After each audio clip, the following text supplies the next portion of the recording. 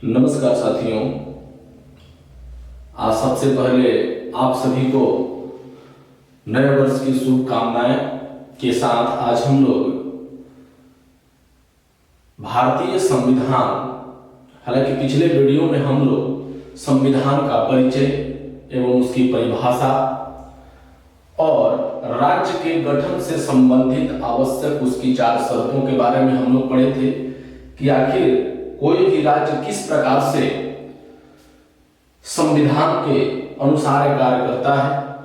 संविधान के प्रकार के भी बारे में हम लोग पढ़े थे कि संविधान के 2 प्रकार में हम लोग बांट कर पढ़े थे कि निर्माण के आधार पर, परिवर्तनशीलता के आधार पर। निर्माण के आधार पर हम लोग 2 भागों में बांटे थे, एक लिखित संविधान, अलिखित संविधान। उसके साथ साथ फिर हम लोग उसको परिवर्तनशीलता के आधार पर हम लोग 2 भागों में बांट कर पढ़े थे, कठोर और लचीला, जिसमें इसका परिवर्तनशीलता को अगर हम लोग कहें तो संशोधन के आधार पर भी कर सकते हैं, जिसमें भारतीय संविधान के बारे में पढ़े थे कि भारतीय संविधान में संशोधन की प्रक्रिया आसान है। और आज से हम लोग भारतीय राज्य व्यवस्था के एक चैप्टर को धीरे धीरे हम लोग आगे लेकर के बढ़ेंगे। और आप लोग जिस प्रकार से अभी हमारे चैनल को लाइक, सब्सक्राइब और शेयर कर रहे हैं, प्यार दे रहे हैं, उसके लिए धन्यवाद। आगे भी आप लोग इस प्रकार से करते जाएं ताकि हमको आप लोगों का सहयोग मिलता रहे। तो चलिए हम लोग बिना विलंब किए शुरू करते हैं संविधान निर्माण, यानी मेकिंग ऑफ द कॉन्स्टिट्यूशन, यानी संविधान निर्माण की प्रक्रिया। आखिर संविधान बनाने की मांग लोगों के दिमाग में आई कैसे? हालांकि कुछ पीछे हम लोग अगर चलते हैं, आप लोग इतिहास में पढ़े होंगे, हिस्ट्री में, कि ईस्ट इंडिया कंपनी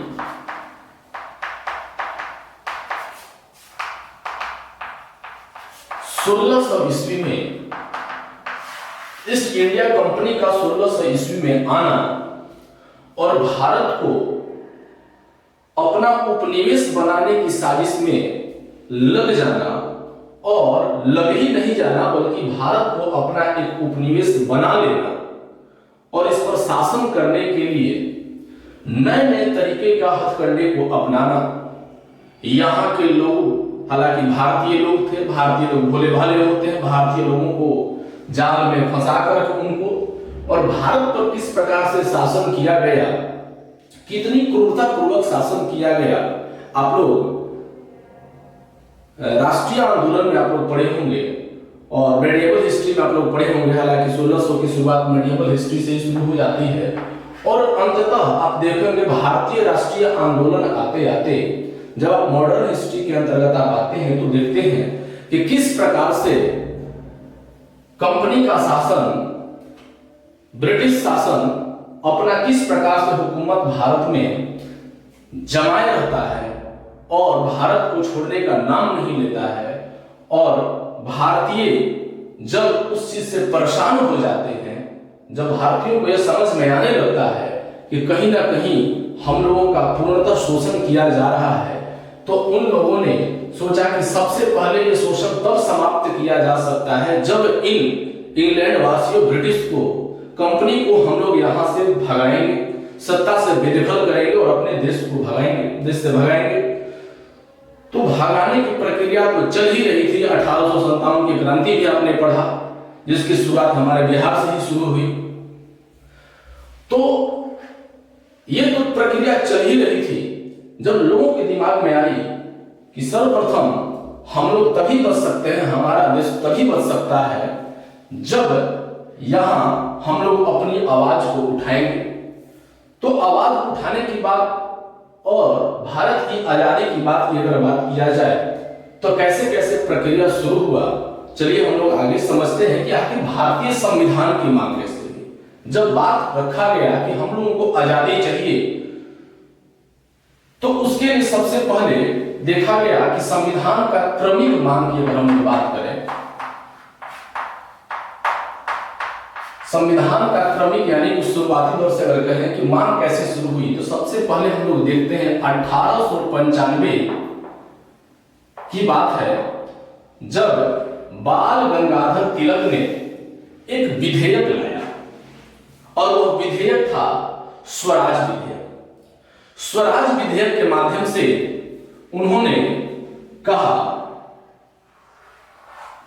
बाल गंगाधर तिलक ने क्या कहा, 1895 में स्वराज विधेयक लाया और इस स्वराज विधेयक के माध्यम से उन्होंने कहा कि भारत के लिए अपना एक संविधान होना चाहिए। हालांकि अगर हम लोग कहें कि यह जो है सबसे पहले यानी स्वराज की मांग अगर कहा जाए, प्रश्न पूछ भी सकता है कि स्वराज की मांग सर्वप्रथम किसने उठाई और कब। तो पूर्ण स्वराज की बात करें तो स्वराज की मांग बीजी तिलक यानी बाल गंगाधर तिलक द्वारा स्वराज विधेयक के माध्यम से 1895 में सर्वप्रथम मांग किया गया। और इसमें उन्होंने कहा, इसके माध्यम से उन्होंने कहा कि भारतीय जनता जो है उनके अधिकारों की मांग उन्होंने किया और जिसे संविधान की पहली मांग के रूप में भी हम लोग देख सकते हैं। यानी संविधान की मांग की शुरुआत आपकी 1895 से ही शुरू हो गई थी। और अगर बात किया जाए कि 1922 की बात करें कि 1922 में महात्मा गांधी ने क्या कहा, तो महात्मा गांधी ने कहा कि भारतीयों को अपना एक संविधान बनाने का अधिकार है। यानी बीजी तिलक के बाद आवाज उठाने वाले दूसरे व्यक्ति कौन हुए, महात्मा गांधी। इन्होंने कहा कि भारतीयों को अपना एक संविधान बनाने के लिए इनका अधिकार है और इनका अपना एक संविधान भी होना चाहिए, क्योंकि देश बेहतर ढंग से अगर चलाना है, किसी भी देश को अगर बेहतर तरीके से चलाना है तो उसका अपना एक संविधान होना चाहिए और संविधान की आवश्यकता पड़ती है। इसलिए महात्मा गांधी ने 1922 में इन्होंने दूसरी बार आवाज उठाई। इसको भी संविधान की मांग की अगर हम लोग बात करें तो इसको भी हम लोग संविधान की मांग में, क्रमिक मांग में दूसरे नंबर पर देख सकते हैं। यानी पहले नंबर पर अगर बात करें 1895 में बीजी तिलक स्वराज विधेयक के माध्यम से और 1922 में महात्मा गांधी ने इन्होंने बात किया दूसरे नंबर। अब तीसरी अगर बात करें तो 1924 ईस्वी में हुआ क्या कि स्वराज पार्टी का गठन हुआ। किस पार्टी का गठन हुआ, स्वराज पार्टी का गठन हुआ 1924 में। और इसमें हुआ क्या, सबसे प्रमुख बात इसमें उभर करके आई। हालांकि बात करें कि स्वराज पार्टी का गठन जो है, इसमें गठन करने वाले दो व्यक्ति थे। एक थे मोतीलाल नेहरू और दूसरे व्यक्ति थे चित्तरंजन दास।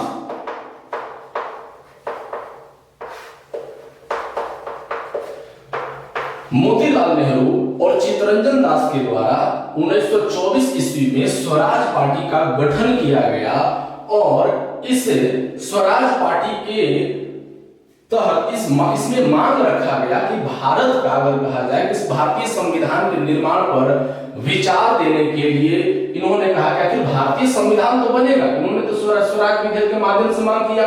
इन्होंने कहा, गांधी जी ने कहा कि हमारा भारतीय संविधान होना चाहिए भारतीयों के लिए। तब इन लोगों ने मिलकर सोचा कि जब भारतीय संविधान होना चाहिए तो संविधान का गठन करना होगा और जब संविधान का गठन करना होगा तो संविधान की गठन करने के लिए एक सभा होनी चाहिए। तो इस पार्टी के माध्यम से, स्वराज पार्टी के माध्यम से मोतीलाल नेहरू और चित्तरंजन दास ने क्या किया कि संविधान सभा का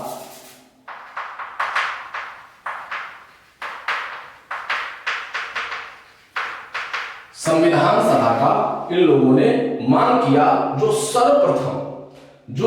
सर्वप्रथम संविधान सभा की मांग रही, ये आपका तीसरा रहा। तीसरा ये रहा कि यानी कि इन्होंने क्या कहा कि संविधान सभा की उन्होंने मांग रखी। मांग रखने वाले सबसे पहले कौन, प्रश्न पूछ सकता है कि संविधान सभा की पहली बार मांग किसने रखी या किस पार्टी के द्वारा रखा गया। तो किस पार्टी की बात किया जाएगा, तो स्वराज पार्टी के द्वारा।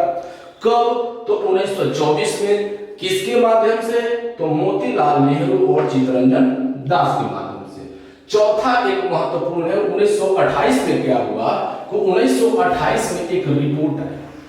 जिसको नेहरू रिपोर्ट के नाम से जानते हैं। ये नेहरू रिपोर्ट था क्या? ये जब यहाँ पर बात हुई कि स्वराज की मांग की गई, यहाँ पर महात्मा गांधी ने कह दिया कि भारतीयों के लिए अपना एक संविधान होना चाहिए, और जैसे ही संविधान होना चाहिए तो इन लोगों ने मिलकर के मोतीलाल नेहरू और चित्तरंजन दास ने कहा कि नहीं, जब संविधान होगा तो हमारा संविधान सभा होना चाहिए। तो जैसे ही संविधान सभा की मांग हुई तो 1928 में मोतीलाल नेहरू के द्वारा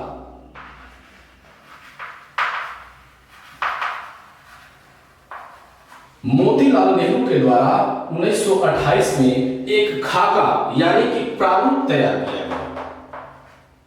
एक खाका कहे या प्रारूप कहे तैयार किया गया, जिसका नाम दिया गया नेहरू रिपोर्ट। यानी कि यह भारतीयों द्वारा पहली बार तैयार किया गया संविधान का प्रारूप था, जो भारतीयों ने पहली बार भारतीय संविधान के लिए अपना एक प्रारूप तैयार किया। और इस नेहरू रिपोर्ट को तैयार करने वाले थे मोतीलाल नेहरू, और ये चौथा बार मांग उठा। पहली बार 1895 में, दूसरा बार उठा 1922 में, तीसरा 1924 में और चौथा 1928 में नेहरू रिपोर्ट के माध्यम से। अब बात करते हैं हम लोग पांचवा, और सबसे महत्वपूर्ण, थोड़ा सा इसको विशेष कर आप समझेंगे कि एम.एन. रॉय नाम के एक व्यक्ति थे। हालांकि इनके बारे में अगर आप पढ़ेंगे तो आपको मिलेगा, ये कम्युनिस्ट थे।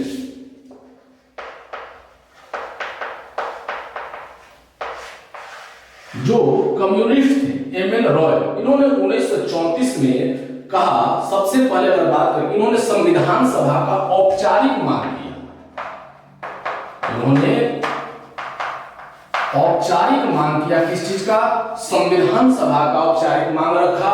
एम.एन. रॉय के बारे में कहा जाता है कि साम्यवादी, इन्होंने कम्युनिस्ट पार्टी का गठन किया, इन्होंने साम्यवादी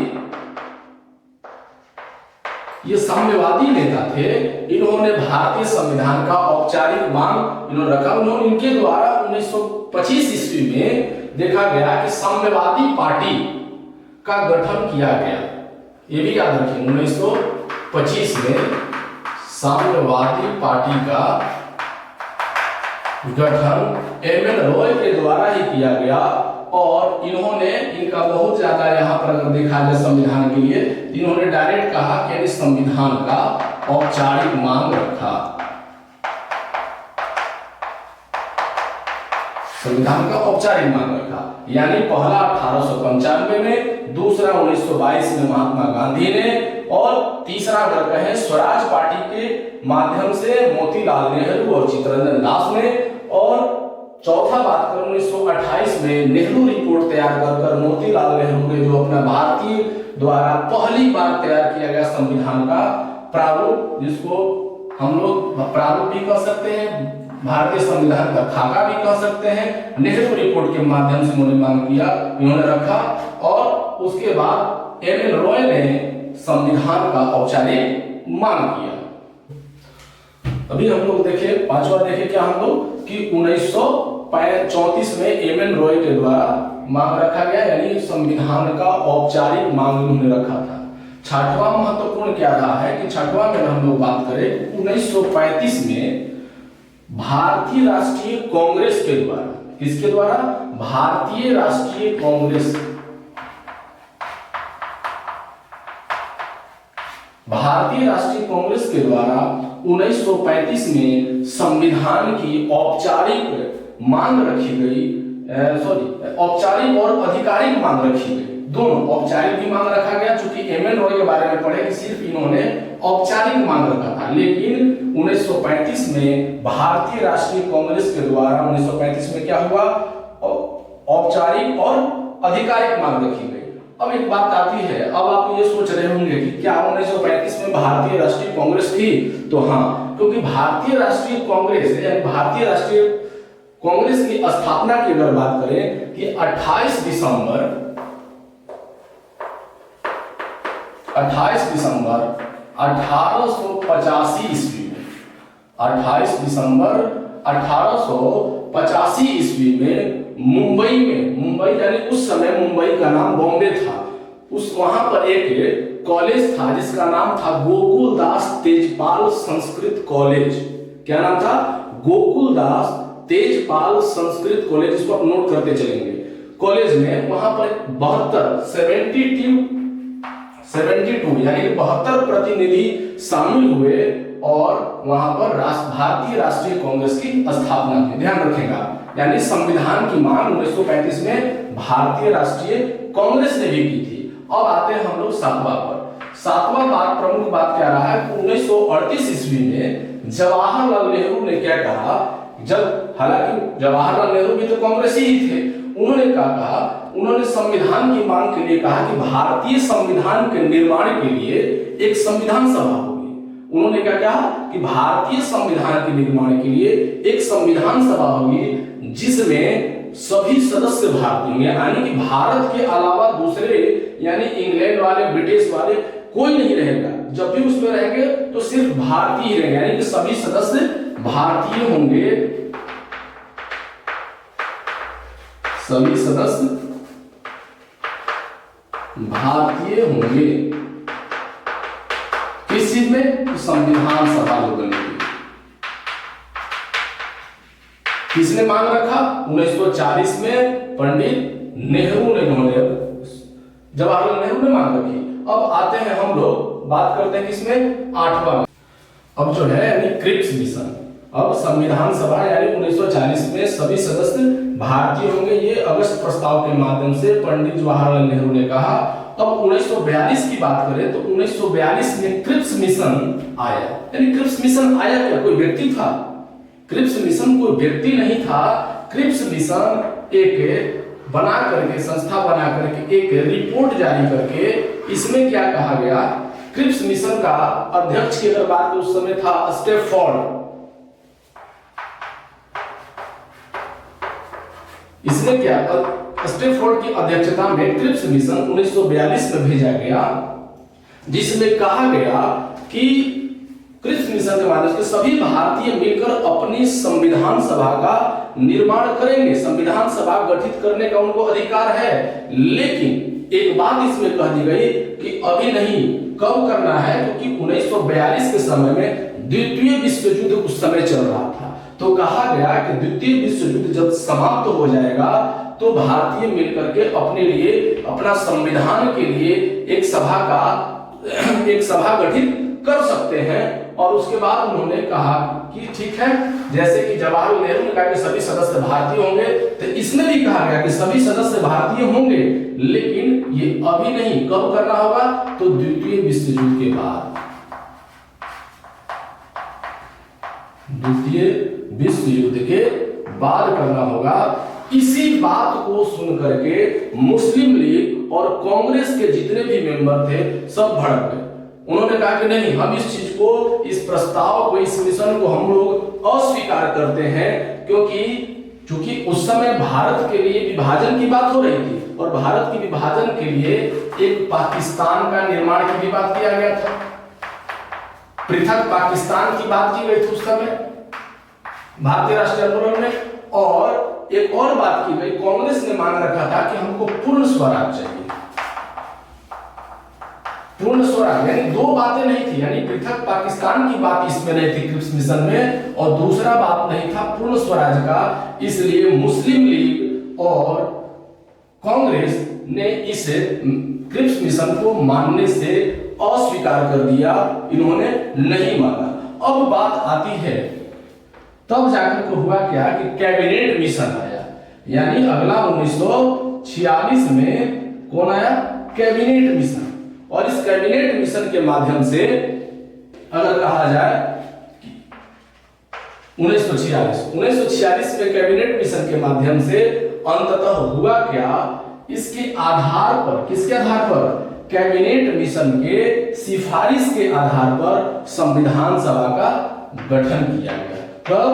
1946 में। और इस संविधान सभा का गठन किया गया तो इसमें 3 सदस्य थे।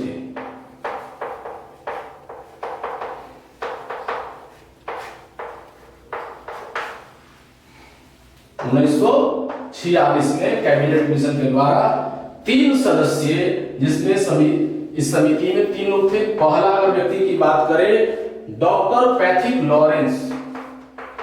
डॉक्टर पैथिक लॉरेंस, ये पहला व्यक्ति थे। इनको भारत के राज्य सचिव के पद पर रखा गया। इसको चेयरमैन भी कहा जाता था उस समय। भारत के राज्य सचिव के पद पर थे। दूसरा थे स्टैफोर्ड की, जैसे हम लोग यहाँ बात किए थे, स्टैफोर्ड जो क्रिप्स मिशन भेजे थे, तो स्टैफोर्ड क्रिप्स।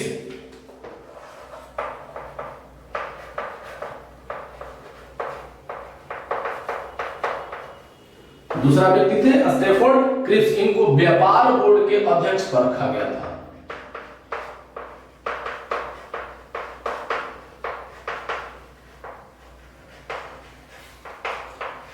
और तीसरे इसमें मेंबर थे, उनका नाम था एबी अलेक्जेंडर।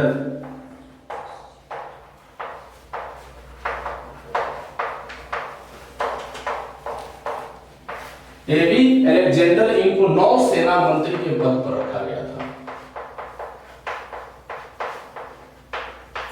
यानी कैबिनेट मिशन के माध्यम से 1946 में इसके सिफारिश के आधार पर संविधान सभा का गठन किया गया।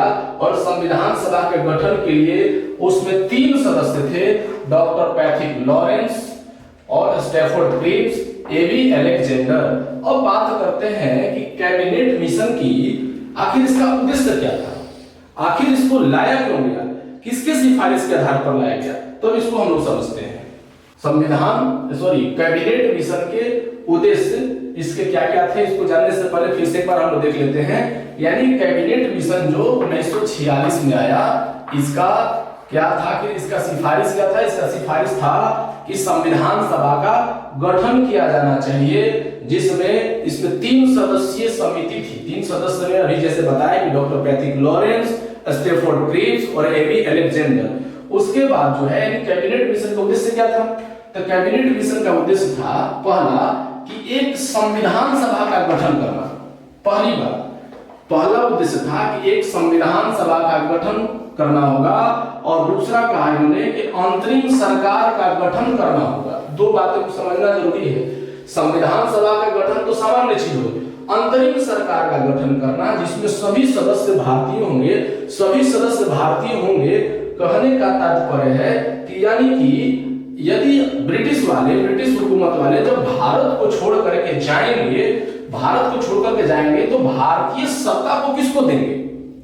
तो इसलिए इन्होंने कहा कि अपना एक अंतरिम सरकार का गठन कर लीजिएगा, ताकि जब हम आपके भारत को छोड़ करके जाएंगे तो भारत की सत्ता आखिर किसके हाथ में दे देंगे। अगर हम लोग ऐसे ही छोड़कर चले जाएंगे तो हो सकता है कि आंदोलन हो जाएगा, गृह युद्ध की स्थिति बन जाएगी, आपस में लोग लड़ जाएंगे और स्थिति दयनीय हो जाएगी। तो ये दूसरी बात उन्होंने कहा। अब जुलाई अगस्त की बात, यानी जब ये बात पहले अंतरिम सरकार के गठन की बात की गई, तब तक हुआ क्या उस समय? जुलाई अगस्त के बीच की बात है, संविधान सभा के लिए एक चुनाव कराया गया। जुलाई अगस्त में संविधान सभा के लिए, कब? उसी समय 1946 में ही एक चुनाव कराया गया, और चुनाव का गठन करके संविधान सभा का गठन कर दिया गया चुनाव के माध्यम से। और दिसंबर 1946 में क्या हुआ?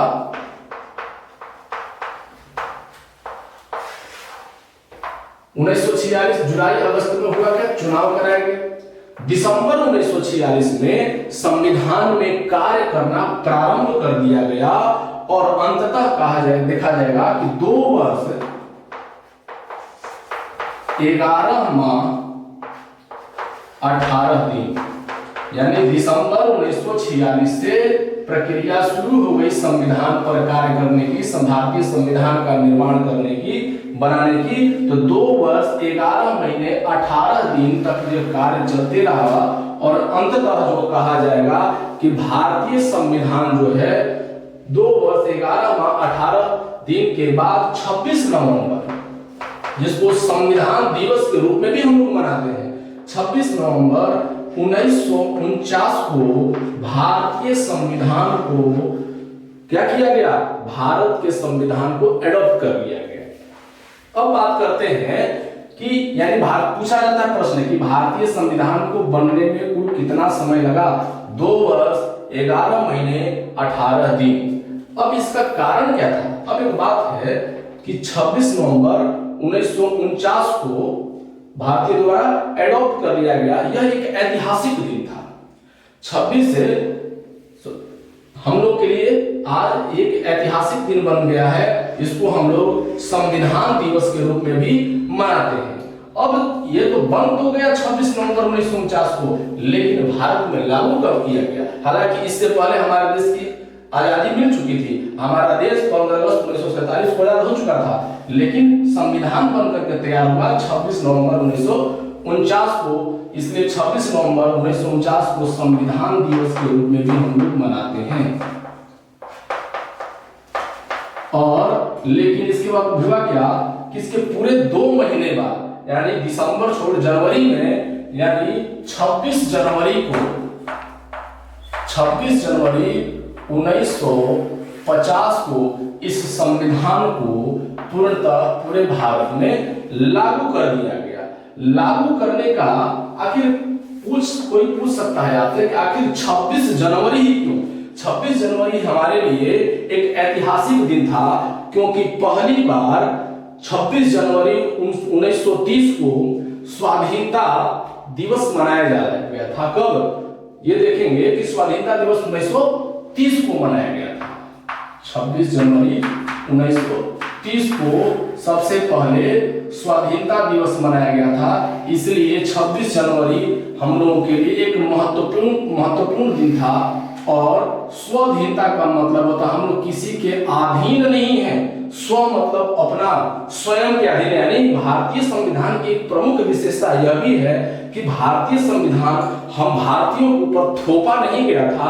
हम लोगों ने खुद इसको अपने ऊपर लागू किया था। क्योंकि आप पढ़े होंगे भारतीय संविधान की प्रस्तावना या उद्देशिका कहिए या प्रेमबल कहिए, उसमें हम लोग लास्ट में पढ़ते हैं किसको हम लोग क्या करते हैं 26 नवंबर 1949, और वहां को हम लोग क्या अपने ऊपर भारतीय को आत्मर्पित करते हैं, यानी मतलब अपने ऊपर लागू करते हैं। और इसलिए जो है हमारा जो है भारतीय संविधान कोई जोर जबरदस्ती के द्वारा किसी के ऊपर थोपा गया संविधान नहीं है। तो आज हम लोग ये पढ़े क्या? भारतीय संविधान के निर्माण की प्रक्रिया।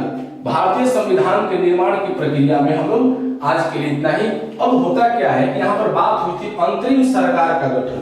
अंतरिम सरकार का गठन क्या हुआ? जैसे कि जो सभा बनी, यह जो सभा बनी अंतरिम सरकार की, यहाँ पर संविधान सभा का गठन जो हुआ, उसमें संविधान तो बन गया, तो इसमें देखा गया कि अंतरिम सरकार जो बना, या कि कौन सा व्यक्ति को कौन सा पद दिया जाएगा, यह एक अंतरिम सरकार का गठन हुआ। और अंतरिम सरकार के गठन के बारे में हम लोग अगले वीडियो के माध्यम से हम लोग इसके आगे पढ़ेंगे कि अंतरिम सरकार का जो गठन हुआ उसमें कौन कितने व्यक्ति थे और किनको कौन सा पद दिया गया था। Thank you.